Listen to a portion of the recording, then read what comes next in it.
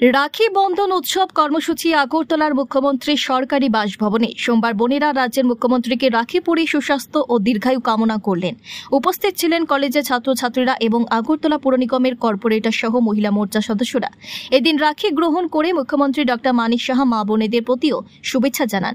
মুখ্যমন্ত্রী বলেন, এ ধরনের উৎসবের মধ্য দিয়ে সমাজের সকল অংশের মানুষের মধ্যে ভ্রাতৃত্বের বন্ধন আরও সুদৃঢ় হবে।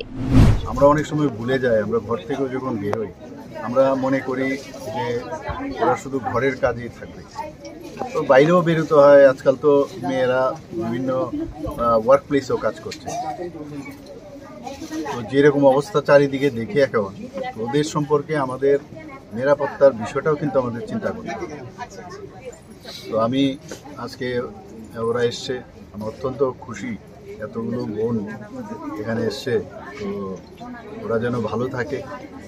এবং বিশেষ করে ত্রিপুরাতে আমরা চাইছি যে আইনের শাসন যখন এখানে প্রতিষ্ঠিত হয়, মাঝে মাঝে এদিক সেদিক হয়, কিন্তু আপনারা নিশ্চয়ই লক্ষ্য করেছেন যখনই কোনো সমস্যা হয় ইমিডিয়েটলি সেটাকে অ্যাড্রেস করা হয় এবং সেগুলো যাতে আইনের আওতায় নিয়ে আসা হয় সেই দিকে কিন্তু আমাদের সরকার এবং আমি নিজেও এতে সতর্ক থাকি।